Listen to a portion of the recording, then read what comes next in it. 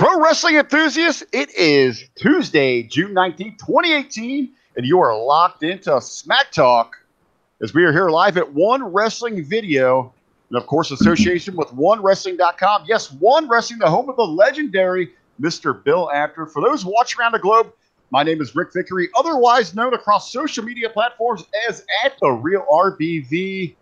And just, every week, in and out, I'm not alone. Joining me here live, he is the senior video correspondent at One Wrestling. He is the co-host of the Impact Attack. It's presented behind the Hameen Media Group. He is a reporter of the people. He is your reporter. He is Big Ray Hernandez. Big Ray, welcome to your show, brother. Well, ladies and gentlemen, let me just clear my throat here. I am. Oh, and I have it going on YouTube here on my phone. Sorry about that. I am the reporter of the people, the man with the plan, Big Ray, here to stay to talk some lucha libre. That is pro wrestling in Spanish. For you today, ladies and gentlemen, I am here with Mr. Rick Vickrey. We have a whole bunch of news, a whole bunch of really cool stuff. Hey, Rick, I got to tell you something, buddy. Right now I have a very good friend of mine, and she's watching. She's in Florida right now. Palm Harbor, Florida. She'll be arriving tomorrow.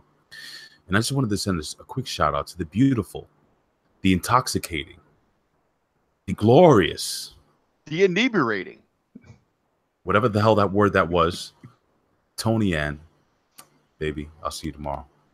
Anyway, so yeah, dude, I'm really excited about this tonight. I had a great time doing the locker room with JARGO and the amazing iCarly. I got to tell you something. That woman, I loved her show on Nickelodeon. My son still watches the reruns, and he keeps saying, "Oh, it's my Carly." Dude, it's iCarly. I know who iCarly is. Rick Vickrey, go ahead, buddy. Well, I was going to say, I wanted to thank you for stepping in Monday over on the Hameen Media Group, filling in for me in the locker room. Well, usually that's a spot for you, after the pay-per-views. But I had to step out. Man, you guys, the three of you, sitting down with the JARGOs, covering everything from NXT to Money in the Bank. You guys did an incredible job. And you guys welcomed Carly into the podcast world. I mean, kudos to you guys. Yeah, well, I mean, I got to tell you something, man. It was an absolute pleasure doing what I had to do with Carly.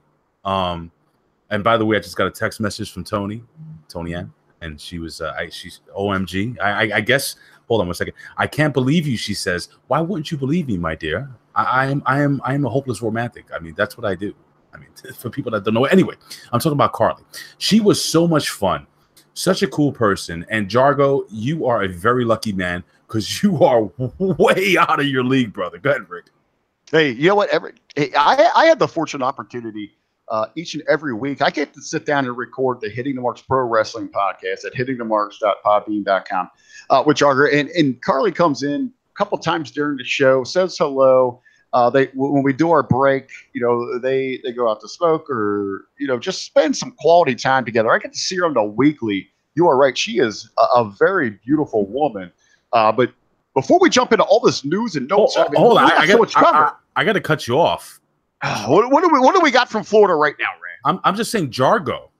Don't worry about Florida. Florida is fine. All right. No, we got breaking news from Davenport, Iowa then. JARGO is coming in.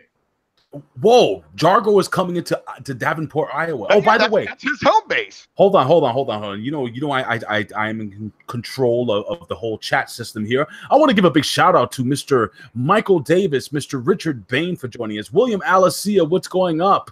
I'll kill you with one punch. What is going up? They have joined the group here, and I'm sure we're going to get a whole bunch more fans and friends coming on as we speak. I'm going to try to join the chat via cell phone right now. Go ahead. Well, as you know, this is one of the most interactive shows you're going to find in all the professional wrestling spectrum. Big Ray and myself have made a point. This is just not our show. It's your show. It's all of our show. We want everyone interactive. Start chatting it up. That's why we're going more towards a more news format. I mean, we got a bunch of just topics we're going to talk about before we jump into these shows.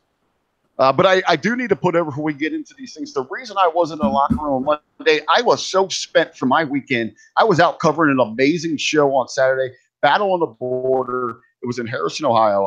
For those, that's a little town kind of between Kentucky, Indiana, Ohio. Literally, it's right there, tri-state area. Great. I got to sit in with Ricky Morton for a seminar. He had a handful of students there. Him and Chase Owens from the Bullet Club. You talk about sitting and listening and learning, things you don't really realize. That's another story, and I invite everyone to follow that story coming up this week over at thegorillaposition.com. I have a number of features that are going to be posted on that site. Something amazing. We're going to cover that later here. But Big Ray, are you ready to jump into the biggest news of today? I guess. I mean, we got breaking news. I am not only ready, my friend. I am absolutely psyched.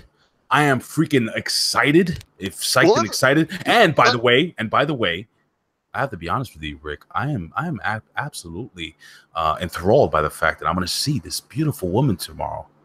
And I'm sorry. Go ahead. I'm sorry. Pick it up. Okay. So let's something that you were all over this morning. You wanted to talk about this nonstop so much that you put it in the graphic. Of course, this is the release by the WWE of Big Cass. Mm-hmm. Jump on it, brother. What's your thoughts? So here we go. Me and Mr. JARGO. Now, we've been saying this for quite some time. If you guys listen to the Impact Attack or the Locker Room, so on and so forth, we've been saying, and I actually said this, I think about 2 months ago.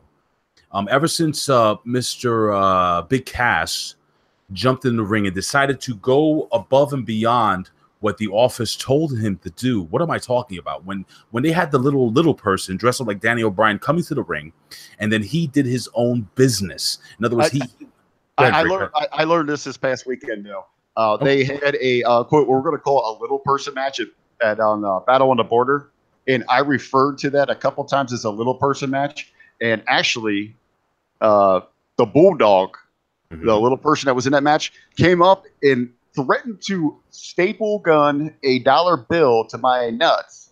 Oh, wonderful! If I didn't call them midgets. Yeah, you know, it's so weird because what's PC to the regular world is actually within the world of professional wrestling is cool. Like, you want to call them midgets. They want to be called midgets. So you know what? Okay, when the midget dressed up like Danny O'Brien, okay, and basically Big Cass was supposed to. I'm just going to refresh your memories just in case you guys don't know what happened. Big Cass was only supposed to basically, you know, talk down to the guy, hit him with the big boot, and that was it. But Big Cass thought it would be cooler or it would be more realistic if he attacked the midget and beat the hell out of the midget, which WWE did not want. Big Cass decided to do his own thing. From that point in juncture, Big Cass had some heat and some major backstage heat, as Michael Davis says. I'm going to quote you on that, big guy. Now, all that being said, I said this on Monday, okay? I said that Big Cass will be the Impact Wrestling World Heavyweight Champion by early 2019. And, well, it is mid-2018, and he's going to be released. So you tack on another 3 months for the 90-day policy, whatever the hell the gimmick is in WWE. And, you know, he'll have a little run, a few tapings. And you know what? Looks like I'm right. Maybe by January or February, Big Cass will probably be Impact Wrestling Champion. I'm going to ask you a question, Mr. Rick Vickrey, and I want to ask the chat fans all the questions here at One Wrestling Video. Do you think there is any chance? Now, there's a lot of money to be made, a hell of a lot of money to be made. Do you think he will team up with the real one, Enzo Amore, on the indie circuit or at Impact Wrestling? Do you think these guys are ready to make that move and do their thing?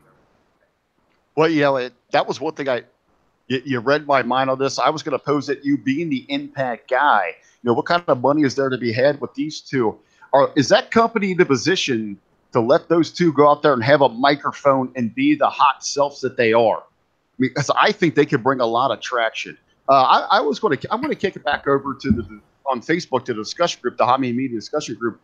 Rick Warner, one of our great friends over there, you know, he brought up like send Cass to New Japan to team up with Bullet Club. I immediately said no, that's not the right spot. But there is a great spot for Cass and probably the real one out there on the independent circuit. If you give them a hot mic, you get them in a right situation. I don't exactly know where that's at. Maybe it's in Outlaw Promotions. Hey, could you mention? Hey, in this podcast game that we're in, if those two even started a podcast, well, I think that would garner a lot of attention. I don't know the shelf life or the longevity of it, but I think it would be hot coming out of the gate.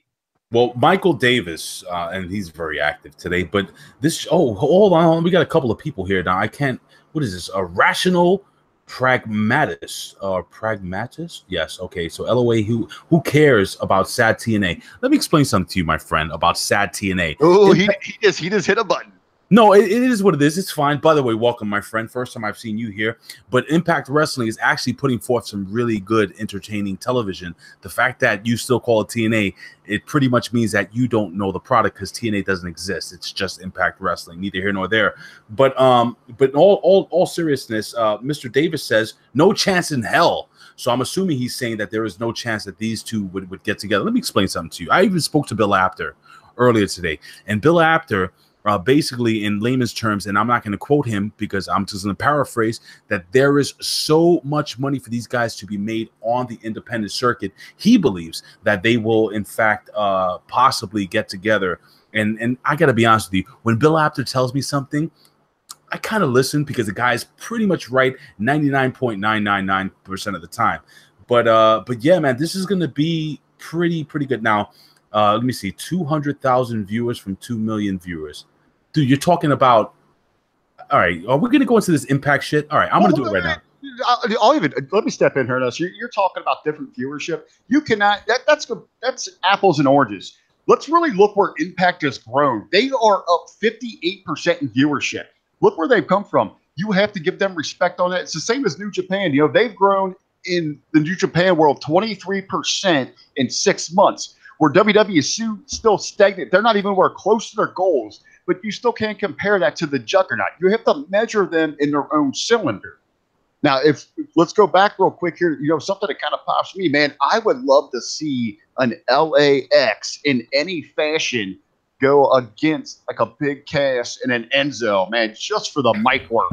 Oh, yeah. I mean, how entertaining would that be? And anyone that wants to downplay now, especially TNA, or like you want to call it TNA, it is Impact Wrestling. It is some of the best stories, some of the best characters. Every division is firing on all cylinders right now. If you're not giving it a chance, you're cutting yourself short as a wrestling fan by missing some great action. I just want to jump in there. I have a Mr. I kill you with one punch, and I'm just going to read this right off of the screen here. What do I have here? He says, Impact has been really entertaining lately.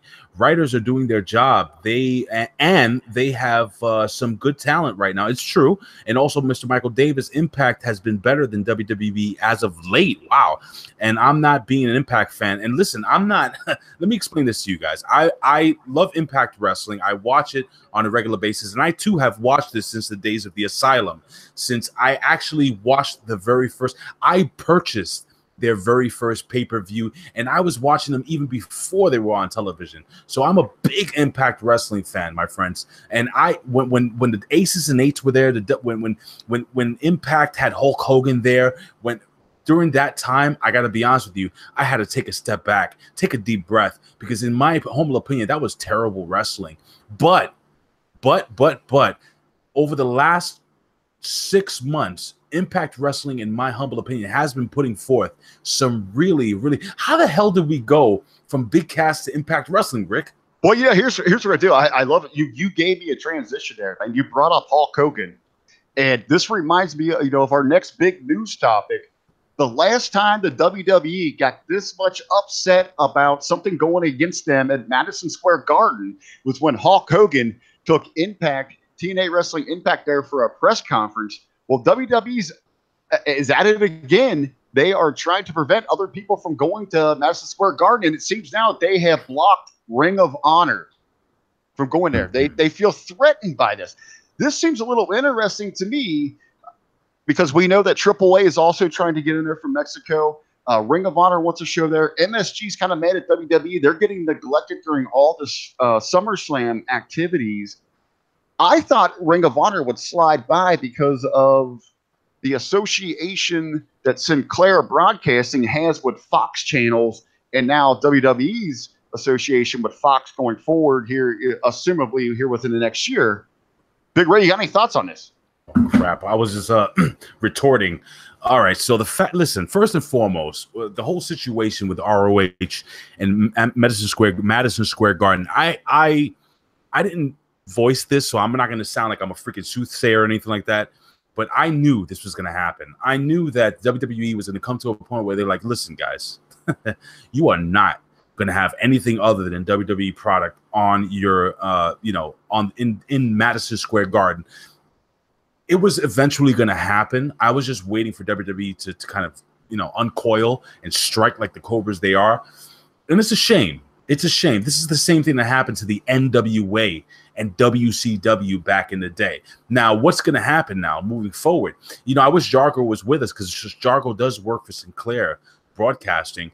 And what I'm wondering is this. I'm going to throw this your way. I'm going to ask you this question. Do you think now WWE will have or will facilitate some of the more major pay-per-views from Madison Square Garden? Now, I know Madison Square Garden isn't as big as Barclays Center, isn't as big as let's say Giant Stadium or whatever the hell they call it nowadays. But, I think a WrestleMania at Madison Square Garden would be pretty awesome. And you know what? Even though you don't sell as many seats, you have to understand, you can fill up. There's a second part.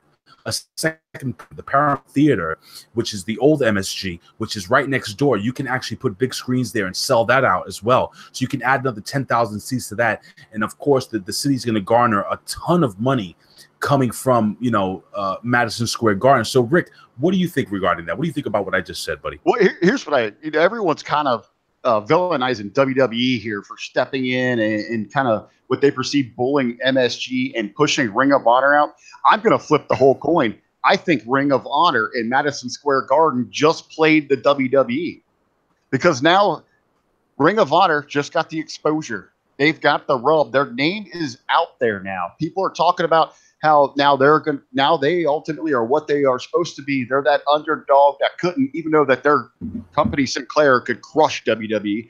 Madison Square Garden has now pushed WWE into a corner where they were neglected, and now they're going to have to come back and use them more. Maybe it's not the big pay-per-views, maybe it's the second levels, or maybe we get more network exclusives. I really think coming out of this, Ring of Honor in Madison Square Garden just played WWE. Well, listen, dude, not for nothing. Michael Davis, you made a great point. And I'm gonna probably kind of piggyback off your point. Why don't they just do the NXT takeover shows from Madison Square Garden and then the main pay-per-views at the Barclays Center? That would make a ton of sense. You still have the WWE product within the vicinity of you'll have it within that I'm losing my track. I'm sorry, but you know what I'm saying. Doesn't it all still come down to cost for the levels where WWE is producing their things, and how much it costs to produce anything from MSG? I'm not going to sit here and pretend I know those numbers right now, but we're all working the assumption. It's like astronomical. All right, so really quickly, and I never do this, but I'm gonna call somebody out real quick. Mr. National, whatever the hell he is, Rational Pragmatist, whatever. This is fake news. Where did the WWE say that they were mad at MSG? All right, so now number one, you're trolling, because I work hand in hand with Bill Apter, who is on the WWE network. Number one, I work with Ben Hameen, with Stevie Richards, and with the Hami Network, with the Hami Media Network. Who I know those guys too. No, I'm just saying. We actually have contact with the business, and here at One Wrestling Video, just so you understand this, I have been doing this for almost 10 years here, and I have never reported anything erroneous. I don't make up news. I'm not a Sean's View. I'm not one of those other jabronis out there that just puts out like fake news or anything like that. I don't do that. So I'm gonna put you on your heels right now and just explain this to you really quickly. And I never do this. Rick, I never call anybody out. Stop trolling. Enjoy the show. Stop talking crap. When we report something here, we report it because we know, and we're getting it from the inside. I'm not just some guy that came off the street. Again, been doing this 10 years, the official protege of Bill Apter, working with Hami Media at a high level. So know your role, homie. Go ahead, Rick. Hey, we are here, we're having fun. We're talking about the topics. This is it's hot off the press right now. Hey, we're figuring out what's going on here. But let's flip it over to sometimes might be a little more lighthearted. John Cena and Nikki Bella possibly having a baby. This comes the way of that John's going to have a major surgery reverse. Ray, would you ever do this on either way?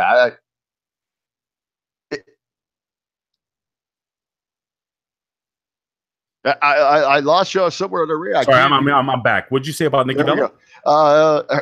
I guess apparently John Cena and Nikki Bella, they've agreed. There's a settlement, I guess, concerning having a baby. He's going to have his certain surgery reversed so that he can produce a child, just to make sure that they can go forward with a baby. Hey, to me, the only reason I threw this in is hot off the press.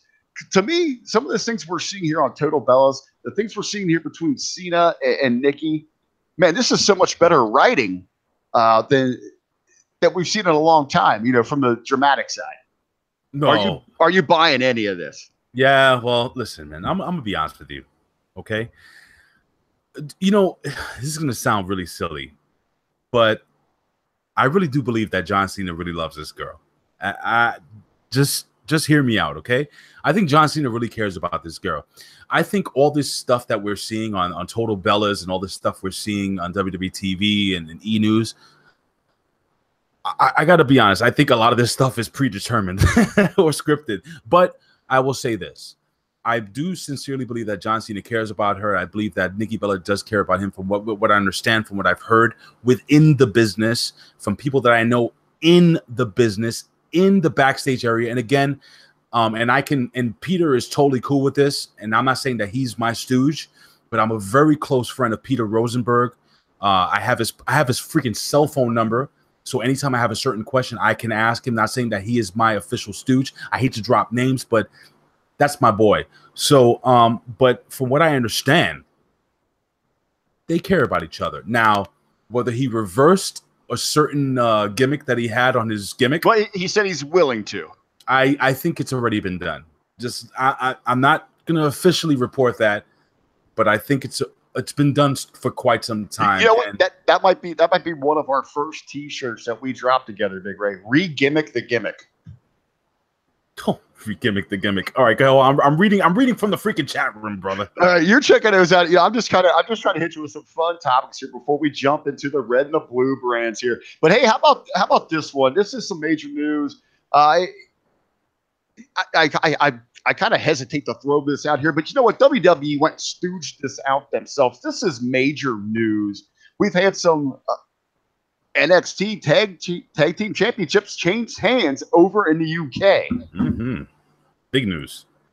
Should we move forward with this story? Yeah. Let's talk about it, because it's kind of a big deal, especially coming off of possibly a Dave Meltzer 8-star show in NXT Takeover in Chicago. I think there's more. There's another story that spins off this thing. But anyway, we know from night 2 of the second UK Championship tournament. Night 2, we know this now. Mustache Mountain has beaten the Undisputed Era to claim the NXT Tag Team Championships. They used to call me that in high school, by the way, Mustache Mountain. Because you took the rides. They would, and forget it. Just. All right, okay. No, hey, I could go either way. Undisputed Era, Mustache Mountain. You fit both of those things, man. But I guess what really pops me here on this is that now we've got the announcement of the NXT UK is coming to life. Okay. They're going to start filming. I believe that's going to be either June or July 20. Somewhere later this month or in July. They're going to do an 8-series episode over there where they are going to launch NXT UK brand. To me, you want to add prestige to that new territory, that new brand that you're going to launch. Take these championships and make them their championships. We already claimed the original. We claimed the North American NXT championships as our own, and now it's our foundation. I think that's a lot of prestige in building your blocks. Well, really quickly, and again, if you guys are not watching live, you're watching the replay. I love to give just love and thanks to people that I've never seen their names before, and but I think I've seen Kelly before. But Kelly Matthews, I just want to say what's up to you, my friend. And there was another gentleman that is here that jumped in, and it's Quint. I love that name, Quint. I want to give a quick shout out to Quint and Mr. Kelly. Did I say Kelly Matthews already? I did say Kelly Miller. Greg, Mr. Craig Hornsley, we know who that is. He's joined the chat room, so I just wanted to give a quick welcome to him as well. And I think and Mr. Higgins is back with us. So thank you for joining us. Now, regarding your idea about, so basically what you're telling me is that you want to have the NXT Tag Team Championships turn into UK titles. Yes, well, because we already know they're launching NXT UK, and they've already announced that there will be NXT UK Tag Team Championships along with a NXT UK Women's Championship. If you really want to establish that brand, put it on the map, would you just steal America's NXT Tag Team Championships and say these are the flag bearer? We took theirs. This is the staple. You talk about adding some prestige to it. And then on the flip side, over here on our side of the drink, then open it up for another tournament because they got a ton of tag teams there that could compete for these things. Let me ask you something, man. Is it just me or this whole UK gimmick has totally fallen flat on its face? And by the way, ladies and gentlemen, we will be talking SmackDown and Raw, but there's just so much news going on, and we're having such a fun time here. And yes, William Alice here, we're gonna do it live. And I guarantee, and Will knows this. I guarantee I will keep Big Ray under about an hour 30. I'm watching the clock. I know the way we're going to run our notes here. But back to this, I think this might be one of the best topics we're going to have here. No, Ray, this goes back to the NXT becoming a territory system, just like the NWA days. This is just the first step. Then they want to move into the Middle East. Then they want to do Asia. There's going to be different area, or China. This is where they're going to do these different things here. I think if this is the first step in launching to the UK, you set that precedent by saying you've got the original tag championships coming here. Oh, sorry. Sorry. I was watching Raw and SmackDown, so I have to, drink some adult beverages. Listen, man, let me explain something to you. I don't want them to separate the whole freaking. I don't want them to separate NXT from the UK. I don't mind if they actually start off kind of like I love the idea of the whole territory system. That's where they're going towards. Everything's going to be an NXT. I get you. Here or there. Okay. I get you, Rick. But now, what are you going to do? You're going to have a freaking WWE Mexico. You're going to have a WWE New Japan. You're going to have a WWE Canada. Essentially, that's what they're going to do. They're going to have an NXT Middle East and NXT China. That is the grand plan in Triple H's vision to start a territory system where they can bring talent around the globe, train them up, and instead of sending all their camps out for all these tours, you build a territory system like NWA back in the day. And then they would all hope to either get to Raw or SmackDown. By the way, yes, I kill you with one punch. It was vodka, and yes, it is vodka in my cup right now, my friend. I do believe. Listen, you know what, man? If they do the whole territory system, I'm not gonna. I just don't want them to eliminate the NXT tag team titles. If that's what you're saying. No. I'm saying no. They'll still have NXT North America tag team champions. They can reintroduce them. I'm saying if you're going to, when you start NXT UK, it brings a little more prestige to that development system. If you say, hey, we brought the original tag championships here. Okay, so question to you. Oh, and I love it. I'm not even kidding with you. I love what you're saying. But my question to you is now what they can do is this. You know how New Japan has the Super Juniors tournament? Do you think at the end of, let's say, every year or the beginning of every year, they have a tag team version of the Super Juniors where it's just like all the best teams, including the top tag teams in every single country or every single continent, to crown like an all world champion? In other words, would you do that? Well, what you could do though, because you already had the Dusty Rhodes Tag Team Classic there, you could open that up to all the NXT brands, where we actually do have like a World Cup of tag team wrestling. I mean, you could do that with your champions and all that. It seems like that your idea is going over. It appears that our friends here do seem that. And what's up, Paul? Mr. Arzola, what's going on, buddy? Oh, Paul, hey, that's my boy, man. I love Paul. Yeah, he's cool, man. It seems that they are the people here are down with the fact that they believe that the UK should have a championship. But again, does it? I guess I'm afraid of it being watered down because, you know, they have the UK champion, you know, and we haven't seen this guy on television. We haven't seen the UK product. So now, question. Here's another question. The WWE Network is looking to move forward with a new plan of kind of like a tier system where you have to pay more for more content. So now, the WWE right now, WWE is at $9.99. And I believe that they want to offer more at $12.99. Are they going to go up to $15.99, $20.99? If you want all of the whole world, you know, and you know where you can watch NXT Japan, NXT, are you going to have to pay $20, $15? Like, do you think is that where they're going to be going? You know, I'm actually really glad you asked me that, Ray, because you know me, Ray, man. I'm a marketing guy. That's what I do for my mark job. That's how I get the bills done and all this. I would actually set up a 3-tier system, all ranging were in how fast this territory expansion works and how much you want. I don't like the WWE Network anymore. I've used it for what it is. I can find the content that they have there elsewhere.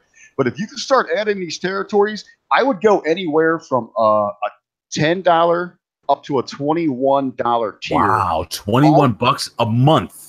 Yes. Well, that's a lot of money, dude. Well, I'm going all into their library. If you open everything up, and I want Global Force, I want AWA, I want World Class, and I want access to your other territories. If you can give me that, then I'll drop Honor Club. I'll drop New Japan World, because you could satisfy my needs as a wrestling consumer with someone that loves the past and can see action from all over the world. Man, and you know, if they do this, I'm gonna tell you something right now. If WWE actually right now moves, I'm paying. Go ahead.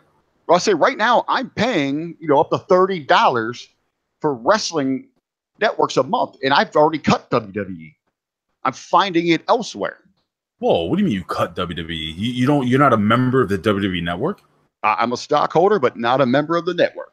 You are a piece of trash, sir. How dare you not have? I don't blame you. I mean, it's too much money. Well, I find I can find anything from the past, through other platforms, and I love my my Honor Club. I love New Japan World. Hell, I even follow Impact Wrestling over on the Global Force Network or Global Wrestling Network. So hold on, question to you, my friend. Do you pay the full price to watch the pay-per-views? Like, how the hell? What do you do here? Or do you have an alternate stream that you go to? You know what? Just like last week when I was sitting in court, so many amendments, I'm going to plead the fifth. You are just a terrible, terrible individual. But you know what? Neither here nor there, man. I feel you, brother. You know what, guys? I got to tell you something. Hold on here. Let's keep moving. One more bit of news, because this is the news of the week. This is what I'm sure everyone showed up here for, not to see about our spending habits, but I'm good. Hey, I'm going to be spending money on this one. Shar, my precious Shar, to be featured in ESPN's 10th anniversary body issue. I mean, this is set the world ablaze. She looks amazing in these photos that we're already seeing. Props to her. Hey, hold on. Someone, you're going to sit there and give me that? Someone that worked so hard on his body, going through Stevie Richards' fitness. You can't give her the respect that she deserves here.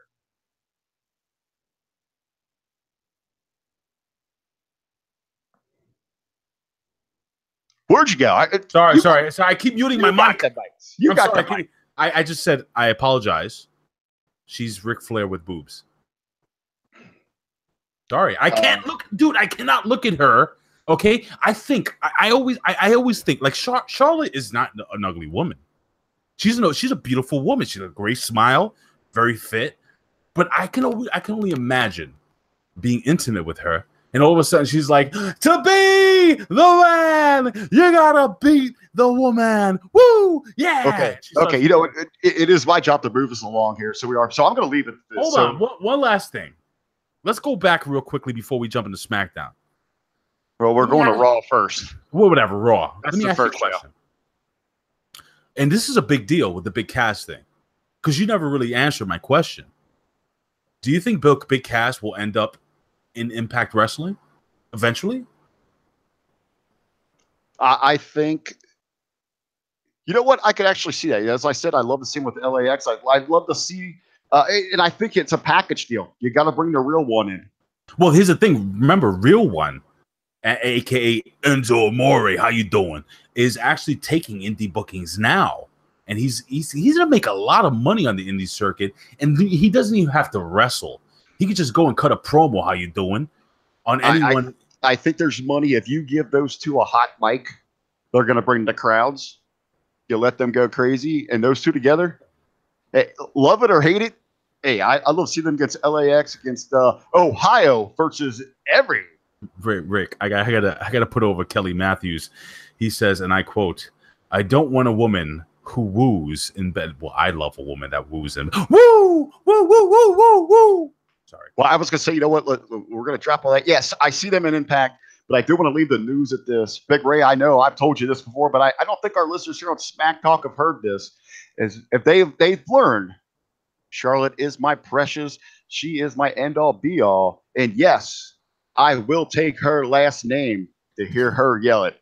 I just want to give a shout out to a new member that I've seen here for the very first time, Mr. Sandy. I like this name, Santiago 316. Well, that's the bottom line, because Santiago 316 says so. All right, go ahead, buddy.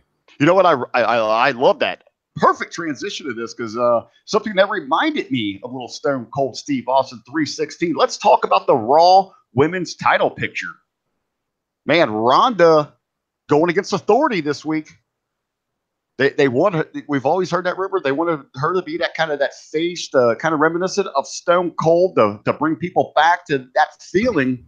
Man, she was beating everybody up this week. Let's jump into Raw and let's kick it off talking about the Raw Women's title picture, Ray. Can I just really quickly, and Bill Apter wanted me to say this right off the top. He actually told me this afternoon. He said, Ray, I want you to tell the fans that are listening, or the friends. I hate calling them. You're not fans. You're friends. I want you to tell our friends here, One Wrestling Video, what I see, what I feel. Okay, and Bill Apter felt the moment that he watched Ronda Rousey, and I want to hear what you guys have to say, guys. And you're welcome, Mr. Santiago 316. It's my pleasure to welcome you to the family here. He felt that even if it was for that 5-minute promo, that for 5 minutes, it felt as if the Attitude Era was back. Do you agree? And I'm going to give you my opinions on that segment, which I thought was really good. Well, the whole reason I kind of brought that up, it brought shades of that back. I don't know if it did give that vibe, but you could still see it was so scripted at moments where things were drawn out a little bit. Just to kind of describe, just to revisit it. I know we all watched it, or maybe some have just revisited it. You got Kurt Angle. He's out there. He's giving the presentation to Alexa, who has obviously reclaimed the championship after cashing in at Money in the Bank, after winning the briefcase. She's out there to gloat in typical Alexa Bliss fashion. Kurt's kind of eating it. Ronda's not having it. She is out there to just dominate and eliminate. But you're right, Ray. I mean, it had that 5, but something just didn't click where it felt that way. Okay, so first, I'm gonna tell you what happened, in my opinion, that I thought was right. First and foremost, she came down pissed off. No smiling, no high-fiving fans. Okay. Second of all, she freaking, the authority figure and Kurt Angle is trying to stop her. She freaking judo threw that mother effer right over her shoulder, and then she went right after the champion, attacking the champion. Number 3, the referees try to break her up. Now, she comes from a world where, you're fighting in a cage. A bunch of these freaking referees come in, and she's the backspin kick to the freaking solar plexus of one of the damn referees. She punches another guy in the face. I love the punch, the right hand. She dropped down to her knee, boom, right to the stomach of Alexa Bliss. And let me tell you something, Alexa. If your tummy is hurting, baby, I'm here to rub it. But anyway, neither here nor there. It was just And for me, dude, I feel you. It's scripted. Yeah. But this is the best Ronda Rousey I've seen when it comes to what she's supposed to be, the way they supposed, just like Bobby Lashley during the pay-per-view. They finally booked the dude the way he's supposed to be booked, as a world beat, as a monster. Rick, I love this segment, dude. I know we might have different views. I got to hear your thoughts, dude. Well, there's one thing I really love that you mentioned there that just brought a thought to my mind. How when she, she goes at Bliss, and then she's not letting up on Angle, and then she rips into the referees. I really think this is actually some pretty good storytelling, because all she's heard since she's got here from all of her opponents, or even the naysayers, is this is different than UFC. You don't belong here. You don't know how this is. So you take a wild animal, you take a vicious, hungry dog, and throw it into an atmosphere that it doesn't know. All it knows is attack. Question, Rick, real quick. That's what she did. Real quick question, real quick question, Rick. Mr. Kelly Matthews said, and I love this part, Alexa calling Ronda Rousey, or calling Ronda, an overhyped rookie was great. I agree with you. And Noe Laura, hey, big shout out to you, my friend. Thank you for joining us here. This is the Ronda we need to see more of on Raw. I agree, Rick. I agree, my friend. I completely agree 100% with the comment there. This is what we've been talking here week in, week out on Smacktalk, is we're tired of the Mark Ronda where she comes out, wants to wave and smile at everyone. We got a serious one here, and you kind of triggered it here in the thought process. She's a dog in a fight where she realizes, hey, it's a strange woods to her. She's got to fight her way out.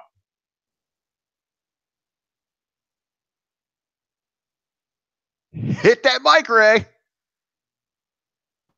I have bad allergies, and I've been coughing a lot, so I don't want to be like, but you know what? I'm not going to mute the mic anymore. If you hear me coughing, it is what it is. Listen, there we go. I got to tell you something, man. This is what Ronda Rousey. Let me just really quickly. Okay. I got to read this. We got a few more things to talk about here in the women's. We got to move on. I promise we'll move on. William Alicia agreed at Big Ray Show. It felt like yesterday's Raw was an episode where almost every segment on the show was hard to ish on, because it seemed, I'm reading this verbatim, by the way, because it seemed as though they gave us what we wanted. Okay, I get what he's saying. And also Richard Bain said, Alexa woke up a sleeping giant.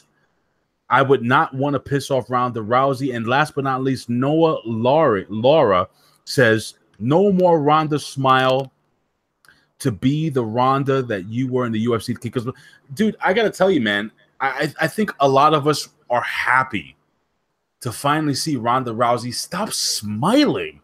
What are you smiling about? Well, we've learned that now she's been suspended, after her actions in that ring there, attacking not even Bliss, but officials, the GM. She's been suspended for 30 days. That is being held up by Stephanie and the constable, Baron Corbin. But we also learned that Nia Jax is going to she wants her rematch at Extreme Rules. Mm-hmm. So we're going to have her and Bliss there. Real quick, Ray, what do you see happening there? Not to go overboard, just real quick.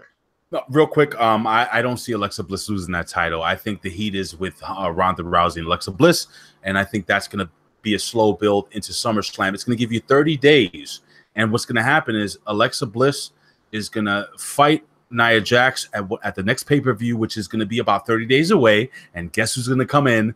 Ronda Rousey. You know what? I actually would keep Rousey out of that thing, and I'd love Bliss. I would love to see Bliss at Extreme Rules.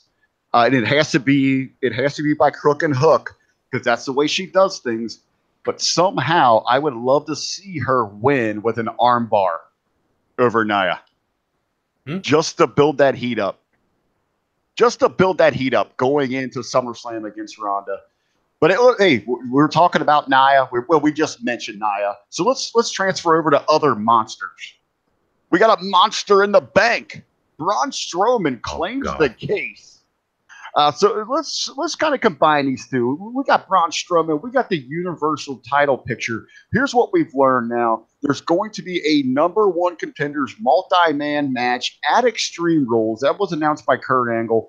Braun's made it obvious, he's the man that can cash in anytime he wants. There was some early in the show, he was saying, next time I see Brock, I'm just going to beat him up and take his title. Later in the show, he said he can do it whenever. We're getting so many other people in here. Roman, obviously, he wants in this thing. He is still running around saying he's the uncrowned champion. Bobby Lashley, he comes out and confronts him. Let's stop right there. What did you think about Roman and Lashley confrontation? Well, first and foremost, I quickly wanted to give a quick shout out to Gino Morgan TV, Bobby Lashley, and Finn Balor. Be always smiling. Listen, my friend, we are a big proponent of Finn Balor. Stop smiling. Hopefully, somebody's going to kick his teeth in. He's not going to smile anymore. But and welcome, my friend, to the chat. By the way, I'm a big proponent of Finn Balor to stop being on my television. But anyway, no, but I loved it, man. And but this is the thing. When you have Roman Reigns in the ring with somebody, and I'm going to quote our friend Billy Ray Valentine from the Wednesday locker room. They're probably recording right now. But they are recording right now. I can see they're all on right now. He's going to be Roman food. And it's a shame. Because I would love to see Bobby Lashley versus Brock Lesnar, whether in the wrestling ring or whether in a UFC cage or a Bellator cage or any cage in the back alley. I want to see this fight, but neither here nor there, guys. The fact of the matter is that I think that they're setting up. That's why they built. See, this is why Bobby Lashley went over so quickly, so strong. They're going to build him up. They're going to make him a monster. They're going to make him tough. They're going to make him strong. They're going to make him unbeatable. Why? To have the Samoan dog Roman Reigns beat his ass and say, believe that. Good, Rick. So you think in this gimmick match, this multi-man gimmick match, we're going to get Extreme Rules? You think it's going to come down to Bobby and Roman? That's the foreshadowing we're getting? Yeah. Wait, say it again? Bobby and Roman. Well, you think it's going to come down to them in this multi-man match? Because we've got other competitors to talk about here. Kevin Owens wants in there. No. Elias wants in there. I still think you're probably going to see a Seth Rollins get there. My biggest issue here is that we're getting the same old, a multi-man match at a big event. We just saw this back in Elimination Chamber with pretty much the same competitors we're probably going to see here for who can go on to face Brock. I'm waiting, Rick, for Steakum and Akam. What are those guys? AOP? What are their names? I like yours, man. We're going with Steakum and Akam. All right, we'll Steakum and Akam. How about Steakum and Shake'em? Steakum and Shake'em. We're gonna go with those two big gimmicks. We're gonna have these guys. The what do they call the acolytes of pain? What are they called? The AOP, man, Officers of Pain. But we got to come up with something Steak and Shake related now. We got Steakum and Shake'em. The Authors of Pain. Now there are rumors, and I've been digging, man. I've been digging like I was digging my nose the other day to find out whether this rumor of Steakum and Akam, the Authorities of Pain. They call it the Authorities of Pain. I'll call them that too. If this whole rumor about them being in a faction with Roman Reigns is possible, you know what? I actually hear this is happening. They may be repackaged. You heard it here, guys. Just listen to what I'm saying to you guys. They are being repackaged at this moment in time. We haven't seen them on TV for a while. And do not be surprised if the following pay-per-view that's coming up, they assist Roman Reigns. And you guys have been waiting for Roman Reigns to turn into a bad guy, or as the smart marks call him. I think the time is now. I think Vince McMahon, from what I'm hearing, is waking up a little bit. He's got the Viagra, guys. He's been drinking the Geritol. Vince McMahon may see money in a heel Roman Reigns, and you heard it here, my friends. Good, Rick. Well, I'm just saying, if I'm sitting here logically booking, but I also want to throw out, there is rumors that one of the AOP members might be experiencing some visa issues. But if you're going to wait and do that big turn, wouldn't you wait until SummerSlam and have them help Roman finally beat Brock after all these times that he couldn't, and they stand tall as villains at the end of that show?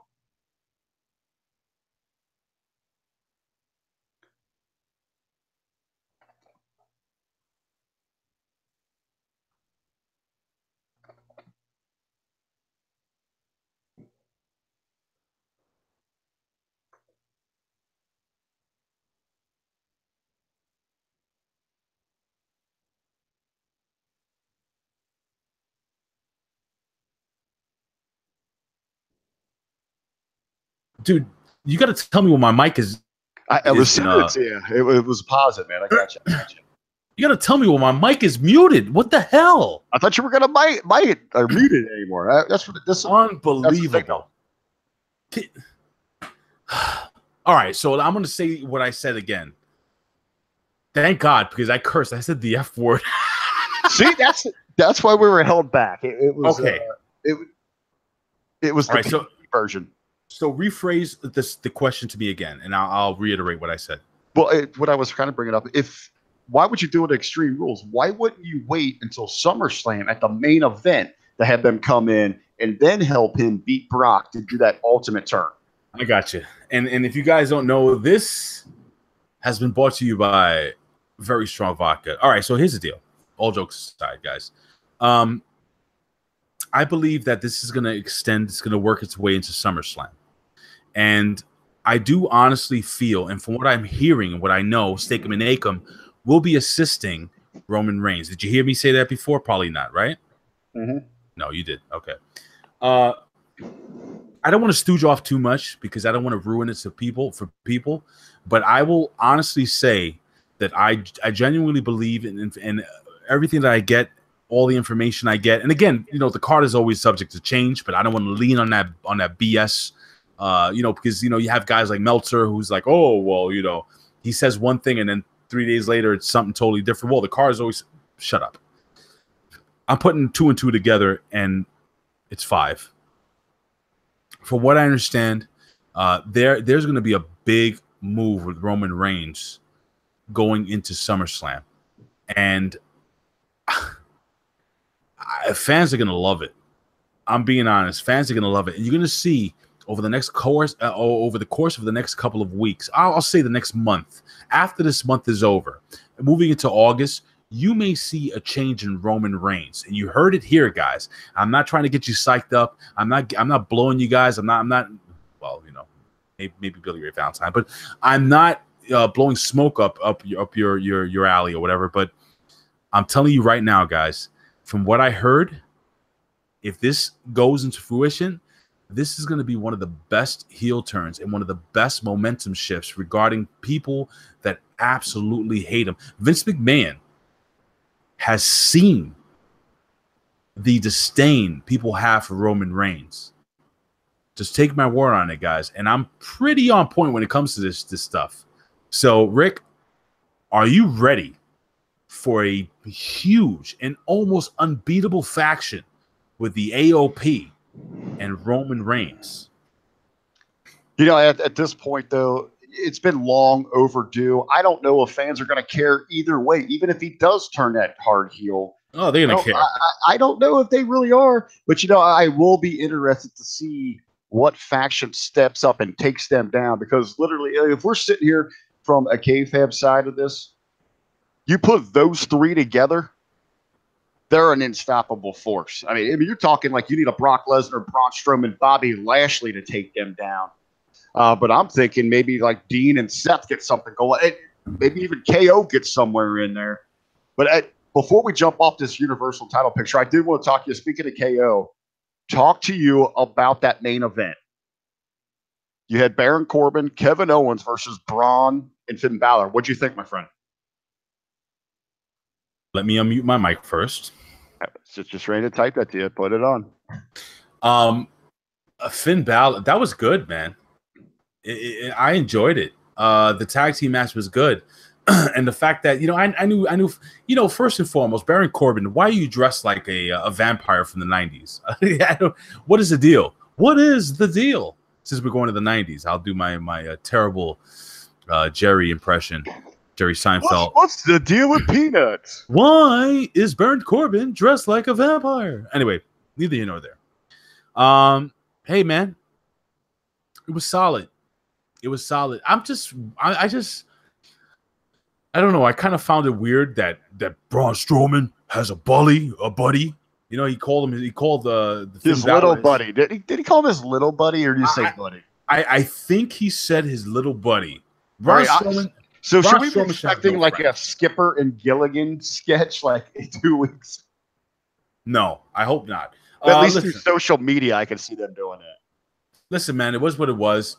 You know, I'm not hating the Constable thing. At first, I was like, not really feeling the whole Constable thing with Baron Corbin. Gives him something more to do. I think his character development has moved leaps and bounds within 1 year. The guy's gotten a hell of a lot better in better shape. Thank God he cut off that Hulk Hogan skullet. And he looks better, man. He looks the part. I don't know why he's wrestling with a damn Calvin Klein button-down shirt on. That makes no sense to me. I know, I can see. I kind of like that touch there because it's, he really wasn't expecting to wrestle, and now he's expected to be in that role. So maybe he doesn't have his gear with him. And that match happened fairly quickly from the confrontation. What if he wears it on a weekly basis? Then there's a problem, buddy, because he looks, again, like, you ever see an Interview with a Vampire? Baron Corbin. Well, here's the thing, though. Change the suit. It was the same one from last week as well. But let's talk about another huge match. And, hey, this one shocked me. This one was a surprise. Dolph Ziggler claims the Intercontinental Championship over Seth Rollins. Let me tell you something, man. This is just, it's reminiscent of, again, I don't know how young half of the people are. Hey, what's up, Big T?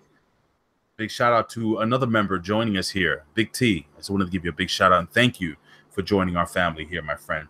And yeah, so I was shocked, number one, that Dolph Ziggler won this, but it kind of reminded me, who was it that was really, really good in the ring? A smaller guy who threw a super kick and then had a giant guy have his back. Oh, yeah, Shawn Michaels and Kevin Nash, or Diesel at the time. They're recreating this. Sometimes, the best television or the best movies are recreated movies. King Kong, when they redid that damn movie just recently, was absolutely fantastic. I thought it was very well done. I thought it was actually better than the original. Yes, I said it. So, with all that being said, this is great, and eventually, it's gonna lead into eventually down the line. I think these guys are gonna go at it. When it comes to the world title picture. But I would love to see, Rick, these two gentlemen claim as much gold as possible within the Raw universe. So they got the damn they got the IC title. I want to see them go after the woken Matt Hardy and broken Bray Wyatt, and then I want to see one of these guys go for the world title. Dude, I think these guys, at first I was kind of shaky about Dolph Ziggler and Drew McIntyre, or Drew Galloway. Is he Drew? Drew McIntyre getting together. Drew Galloway was his indie and TNA name or Impact name. I'm digging him, man. Rick, I think this is some good stuff. Hey, I love these two together. I was from the very get-go on this. I know people were kind of shaky at first, like, how's this going to work out? Who's going to be the alpha? Like, they didn't want Drew to be just like the bodyguard. They have made it perfectly clear that they are equals. And I think you go back and see that Dolph took the embarrassing loss in the tag team battle royal for his team, but they bounce right back and they demolish everyone. I really like that Dolph won this thing because, from a case sense, he's been there the longest. He kind of is the leader. He's the veteran with those two that can show Drew the ins and outs to take him to the next level. But if we're looking at it from a reality standpoint, most of us fans, we look at Drew and we see the $1 million. We see the guy he is the standout. So putting the title on Dolph kind of says, all right, keep your eyes over here with both of these guys. They're going to be equals. I agree with you. They kind of said, hey, this is just a start of our conquest for gold. I want to see them just keep destroying people. Yeah. And I'm going to end with this, man. I do see Drew Galloway, or Drew McIntyre, as you know him now, has really, this guy has just a presence about him. Vince McMahon called him the chosen one about 10 years ago. He left the WWE, or he was released from the WWE, went on the indie circuit, became Impact or TNA champion, and he really developed one hell of a character, man. And this guy is going to be something special. I think everything Vince McMahon is, as A-Track Brown says, the crazy old wizard. But you know what, man? He may, in fact, be the future of this company. He's going to have to work on character a little more. But who better than to work alongside? I think he's hitting all cylinders. Ray, we've been on here about an hour. I promise we're going to get everyone out of here in about the next 20 minutes, 20, 30 minutes. We're not going to go that long. Brother. Let's do it, bro. No, we were just talking about Such a great duo, a great tandem there. Let's talk about one that just exploded. It seems like it's finally exploding. Man, this thing's been burning for a long time. Sasha and Bayley. Man, we got blows, and I guess Sasha comes to the point, where she says, "Hey, I'm done with you. I don't want anything to do with you." Bayley lashes out, takes a little butt kick. I don't know how to read this thing, and this has been a slow burn. I was a proponent of this. I liked it from the get go. But I don't know. It's been hot, hot and cold. Are you still feeling this at all? Well, first and foremost, I would call them Team Dead Ass if they were a tag team. But anyway, neither here nor there, my friend. I don't know. It's kind of catty. All right, I get it. But these girls have gone through the whole "I hate you, I love you, I hate you, I love you." Which is it? I think the whole thing is they're trying to relive. These two have fallen so down the ladder. When you look at the level of importance where people rank in the women's division, oh yeah, these two are 6th or 7th on the line just on the Raw side. Not even the whole company, But man. But I think there's someone there still fighting for these two, or they want to do the blow off here between these two to come full circle for that moment they had so many years ago in Brooklyn at NXT. I think they're just waiting for that. But I don't think this thing is anything worthy more than a pre-show match at SummerSlam. Well, we have Noe Laura, who says that finally Bayley and Sasha Banks can come full circle at SummerSlam. Listen, I got to tell you something. Well, I'm going to throw a question out here to the chat group. Everyone's thinking this has to happen at SummerSlam. Could these two go back to NXT and revisit that in Brooklyn to really make it feel important? Because, like I said, I don't think this is anything more than a pre-show match at SummerSlam, but it might be something special at the NXT event. I don't want to see them go back to NXT. It is what it is, man. I mean, I had thought about bringing Bayley down and repackaging her, making her a heel. Putting on some black tights and just making her like a real douchebag, and you can still do that. They already have that. That's the SmackDown GM. Yeah, very very funny, Rick. Very funny. But listen, that would be interesting if they brought them back to NXT. I think this is going to end up in like a last woman standing, maybe a steel cage match between the two women. Something I know. But how do you justify putting that on a SummerSlam card? I don't see it being any more than a pre-show match. They're going to have to put the title on one of these girls, then I think. You're going to take it off Bliss, and we got Bliss and Ronda over on that red brand. I think, man, if WWE had a more extensive roster, they could have a mid-card type title. But I don't even think this works if somehow you ship both on the SmackDown and put it. I just it's not worthy of something of that. They've fallen so down the ladder. You're just gonna really have to build the hatred between these. I gotta be honest. I think it was pretty good what they did with these girls this week. I saw disdain between them, and it was believable. So, with all that being said, if you really build this correctly, if you write this the right way, if you put a lot of emotion in this, if you make people really care about these two characters, it'll work. Now, the question is, who's the heel? Who's the baby face? Everybody's going to think Sasha Banks is the heel. At first, when I saw Bayley, because Bayley was pretty much the aggressor, regarding this whole thing, in my humble opinion. Sasha wanted to walk away and let it go. And right. Bayley threw the first blow. Well, the first punch. Sasha pushed her. Yeah. She did. So I don't know where this goes, man. But I tell you, it's got to end before SummerSlam or at SummerSlam, Rick. All right. So real quick, to wrap up Raw here, let's talk about my favorite segment, and I'm sure you love this. And I want to know where this thing ends, even where it begins. Where's the match? We're talking about the Leaders of Worlds versus the B Team. You have the Leaders of Worlds going over in a fairly, a squash match, actually. No, I guess there's no better term for it, over Rhino and Slater. But then the B Team comes on, and they give us a reenactment there. We've got Axel as Hardy, and Bo. Oh, God bless his heart, man. It was amazing. He does his best imitation of his brother. I loved when they just froze, and they're like, all right, just get out of get out of the camera view. And he just sunk down. That was good stuff, man. You know, people are not taking these guys serious. I loved the way I just loved it. I love the whole broken stuff. I love the silly. You know, there's times where, you know, you watch something that's silly and it's not entertaining, like Titus Worldwide.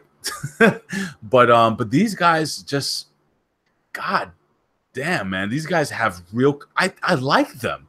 I like the B team. These guys, and they're bad guys, but you want to root for them. They're so good at what they do. And I think they're kind of stuck in that middle where they don't even really know what side they're on. They're like they're lost. But hey, it's in their blood. It's in their DNA. They're so good at what they do. You give them an inch, they'll take a mile. The subtleties are amazing. Kurt, we have Kill You in One Punch says, I really wish Bo would get a big push or get a big push. He cut a promo and has a good look. I agree with you, but also I think the consensus is he did one hell of a Bray Wyatt promo. Of course he did. He's Bray Wyatt's brother. I thought it was fun, man. It was really good to watch. You know, I said it a month ago about a month ago now. Wow, yeah, the B team is undefeated. I think the B team's gonna freaking win the titles, dude, even if it's for a transitional period. I am still hoping. I'm going to be devastated if this match does not happen. I don't need it at a pay-per-view or wherever you want to do it. I think it would be more special for a Raw. We have more viewers on there. Raise get that big yelp. I think there's more viewers there. Put it at the compound. I'm going to be devastated if we do not see Curtis Axel and Bo Dallas take a dip into the lake of reincarnation and come out after taking that swim as Mr. Perfect in IRS. To me, that has to be the end game. What happened? Sorry. Well, I guess apparently, you know, we've got I'm talking about going into the lake of reincarnation. They come out as Mr. Perfect in IRS. Apparently, we were talking about the AOP, but now we've got what was it? Bradshaw and Farouk. What was theirs? The for hire guys. You're sitting there drinking. You're playing cards. You're talking about the acolytes. What are you talking about? Yeah, that's what you know, man. You play a card. You're sitting there, you're drinking, smoking. Yeah, you just having a good old time. But yeah, hey, man. What are you asking me about? You asking me about the acolytes? No. Here's what I'm going to ask you about now. We are switching gears. We're going over to Smackdown Live. We've got about 20 minutes to go, Ray. Oh God, give me 15, please. We got 15 minutes here. Let's talk about the big happenings here on Smackdown. Let me pull up my Smackdown notes. So we open this thing. And by the way, as Rick is going, I just want you guys to know, you know, we're just friends here, okay? So we're just having as much fun as possible. Thank you guys for all joining us here at One Wrestling Video, guys, and make sure to spread the word next week. We want to at least double the numbers of what we get this week. So please do that for us. Go ahead, Rick. I'm sorry. You know what? We love the chat room interaction. I mean, that's what's going to keep us going here. Especially makes my job a lot easier if I know we've got conversation going. Hey, even if it would help people, hey, we can post, give us some topics, give us some news topics, what you want us to talk about, what you want to join in with, instead of just running down these shows. Because believe me, sometimes, especially the last couple of weeks, it's kind of hard. Thankfully, the news was great today with so much going on. But we open up SmackDown. What do we had opening here? We have an in-ring segment with the ladies. Carmella is out, correct? I'm trying to go back to remember. We had Mella is money. She's out. She's celebrating. She calls out Asuka. And was this the open where we got the return of James Ellsworth? I could break that down. So Carmella's in the ring, and you know, all of a sudden you have Asuka. You know, Asuka starts slowly coming out with her big chubby man fingers, and all of a sudden a very big piece. It looked like she had a penis. I'm like, wait a second, what's going on over here? And obviously it was James Ellsworth who pulls off the mask. And James Ellsworth is back. We have Asuka who comes back. And Asuka's pissed off. By the way, James Ellsworth obviously stole her jacket from the back. He's wearing the whole gimmick. And so Asuka attacks James Ellsworth, knocks him the hell out with a spin kick to the stomach. Again, another spin kick. And then we have Mella, who is money, obviously, with the big super kick to the face of Asuka, grabs Ellsworth, throws him out of the ring, and they walk off. I thought this was a fun segment. By the way, I really wish, and I had mentioned this yesterday in the locker room, I wish that we were still in the year 1995, because I do believe that if not for the internet, that Ellsworth segment yesterday in the pay-per-view would have been one of the biggest pops in wrestling. Go ahead, buddy. I was just going to say, I've always been an Ellsworth mark, even by his entire stay. I always got a little chuckle out of him. I just don't know about the timing here, but I'm going to let it play out. I'll trust in him here. I've been entertained somewhat by what they've been doing. Let's keep running here real quick. We got other ladies segments here. We got is that all you got? Yeah, that's really all I got on it. I didn't really take that much from it. It's a big deal. Mela is money, dude. Do you see what she was wearing? I have a bigger theory that I could go on for another 20 minutes about Mela, and it plays in. No, it plays into marketing here because my theory is Mela's just not money. Mela is Bella. They're looking for the next Nikki Bella, someone that can cross over, someone that's beautiful, someone that can handle themselves in the ring. This evolution stuff is gone. They're going to find a middle ground between evolution and divas, and they want somebody like Mela. They're giving her shot to be the forerunner of that, but just wait till Mandy Rose gets her legs under her. They are going to back her like crazy, and you can already see that foreshadowing with how much Graves puts her over in commentary. They're looking for that next sex appeal because that's what still sells in this world. I'm sorry, but you said something getting bigger, and I was like, yeah, I was when I saw Mela walk into the ring. And I got to give a big shout out to he made me laugh. Kelly Matthews says, and I quote, "I bet Carmella's sweat smells like vanilla." Move on. Hey, there we go. Hey, we got what the Iconics are calling out Becky Lynch, saying that she's nothing more than Charlotte's troll sidekick. So we get a big match between we got Billie Kay versus Becky. Looks like that's going to be a little program going forward, which I assume is eventually going to lead between a Becky and Charlotte feud, which I'm exactly down. I'm perfectly down for that because they're two of the best on that brand. They have chemistry together. They're going to be fine. You got anything there? Not really. I mean, the Iconics are enjoyably annoying, and that's what they're supposed to be. Yeah, Becky Lynch they're giving her something to keep her relevant. And I mentioned off the air, I think Becky Lynch is looking more and more beautiful for some reason. I know you're not a big fan of the whole Becky Lynch, deep voice and stuff, but no. My problem is I think Becky Lynch actually is probably one of the most beautiful women on that entire roster. The problem is when she opens her mouth, she sounds like Madeleine Albright. And by the way, Kelly Matthews, you are over in the chat room. Go ahead, buddy. He is taking over here. Backstage, I like this program getting set up, and it looks like we're going to get Jeff Hardy and Nakamura. I think that's exactly where Nakamura needs to be. Put the U.S. title on him at SummerSlam. That's where he needs to be. That mid card right now. He's already failed twice in the top picture. Let's pull him back. Let's figure out what you're doing with him, right? Sure, why not? Hey man, I will not fight the WWE writers for putting bookers for putting Shinsuke Nakamura in the ring with Jeff Hardy. For me, it's a dream match, dude. And that's good. Jeff Hardy showed a little character today. He was kind of leaning a little into his brother Nero character a little more. I'm excited, man. And by the way, guys, if you have not, listen to what I'm saying. If you have not gone to the WWE Network and watched that Hardy's documentary, the Woken Hardy's documentary, do yourselves a favor. I'm not going to get into it right now because I want to get out of here in the next 5 minutes if we can. Really excellent stuff, guys. So check that out. Go ahead, Rick. I'm sorry. Right. So, the last two big things, finally we get Sanity. They're finally here. Finally. I really wasn't impressed with this thing. You go to a freaking draw with it. It was so drawn out. Like you told me months ago they were coming. We haven't seen them here, and then this is what we get dropped on us here. I mean, it wasn't spectacular for me. I wasn't impressed. But Sanity is, they're how can you say this? How can I put this? You don't want to bury the Usos right away. The Usos are possibly one of the most dominant tag teams in the WWE in the last decade. Really think about it, guys. These guys have been doing it for a very long time, so you can't bury them. So, listen, Rick, I understand where you're coming from, but I can see why they booked this segment to just have Sanity come in and basically obliterate one of the best tag teams in the WWE, and yet not go over in a clean finish.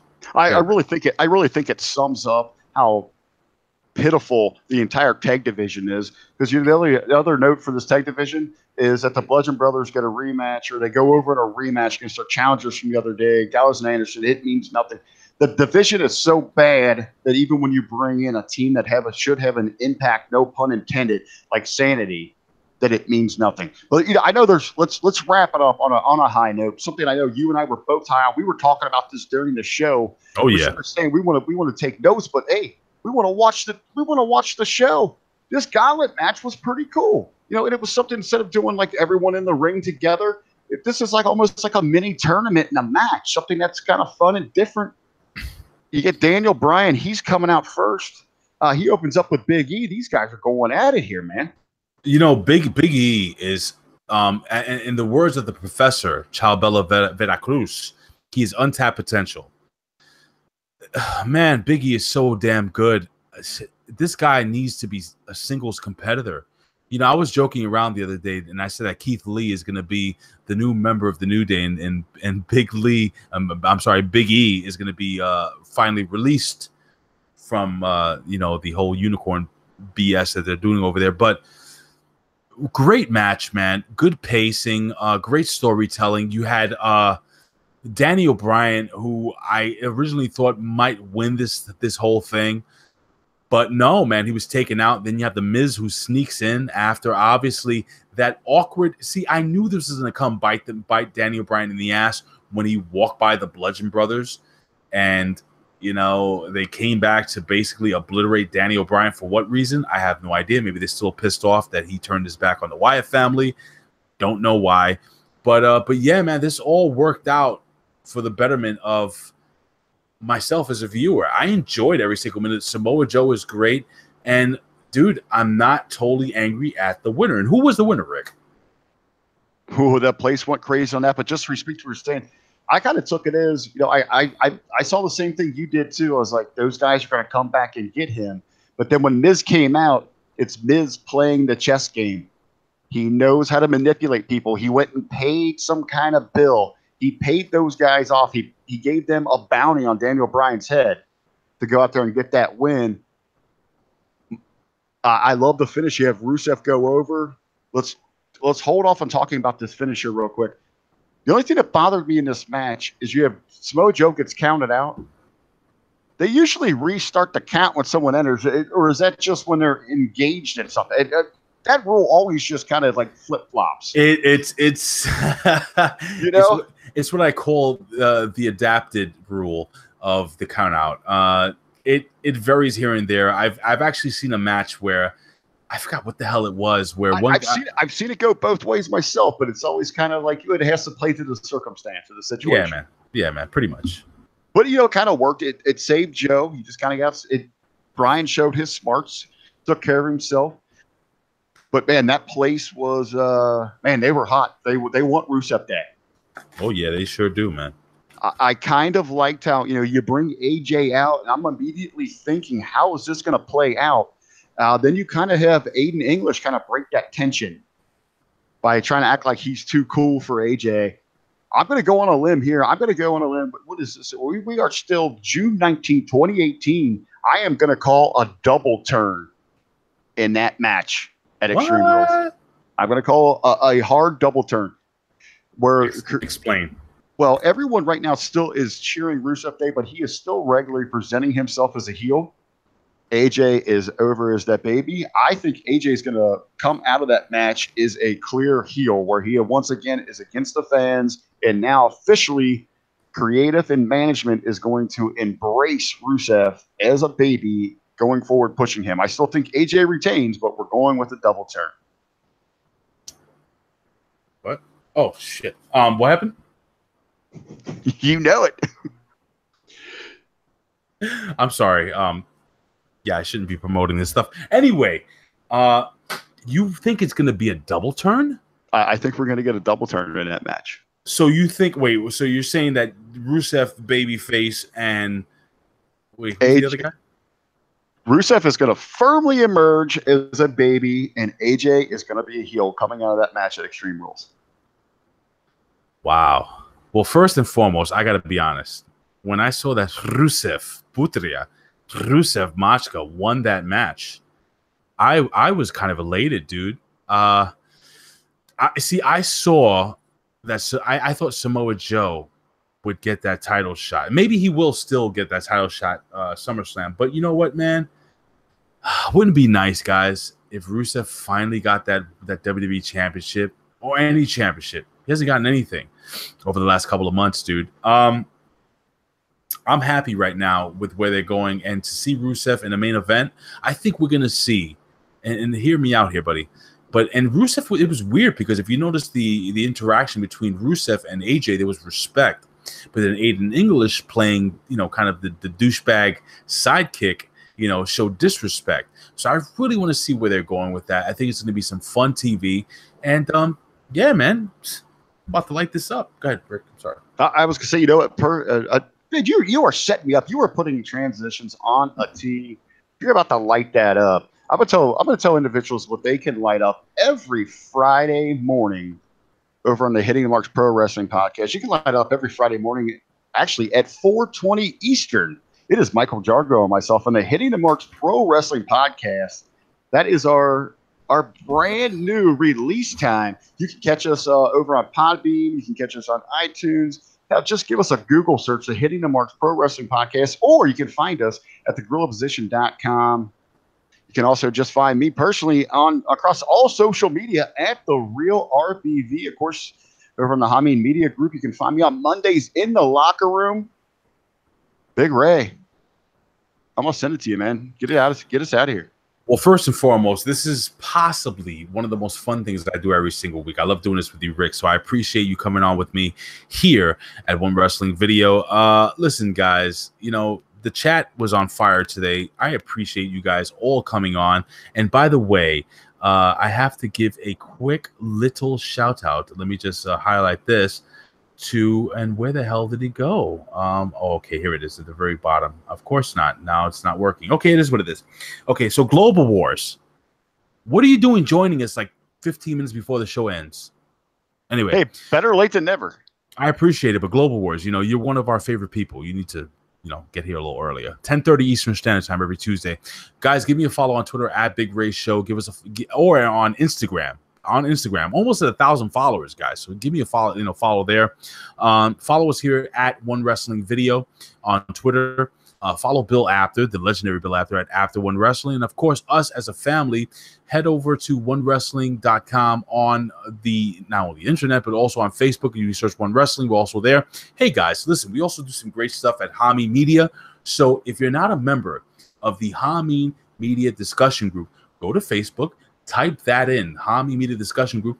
Check us out there. We have some of the most interactive, fun people on this platform. We have an amazing group of people here, guys. Big shout out to all of you. And yes, Carmella is not only money, but I'm sure her sweat smells like vanilla. Ladies and gentlemen, we are out. Rick Vickrey, why don't you send us home, buddy? Hey, I promise you guys, I'd get you out of here in an hour 20, but leave it to Big Ray to tack on an extra 5 minutes for a send-off. But we're going to catch you right here next week for another huge Smack Talk. We're going to be talking the red and the blue and all the news you need to know. But hey, more importantly, we want to make this the most interactive show that you're going to find in any professional wrestling circles. So please give us a share, especially right below here. Make sure you're clicking that subscribe, that hit that little bell so you get all the updates with all the great content you're going to get. Especially you've got coming up after NXT. You got my boy, one of my best friends in the world, my OG, the leader of the Huckleberry Club. You got Michael JARGO coming at you with This is NXT. Then what does MSG do his? He releases Friday. He's got the Impact review for you and all that. Matt Schaffer will be doing an Impact review. Impact Wrestling comes up on Thursday, so it should be up Friday morning, depending on, because it's a lot of editing for what he does. So Friday mornings, and again, JARGO will be doing his whole NXT thing. So you've got all this great content here, but make sure you're tuning in with us next week. Spread the word. Tell your friends. We want more and more people in the chat. We want to make this not just our show, all of our shows, make it more interactive. Big Ray, thank you. Thank you, brother. Let's sign off.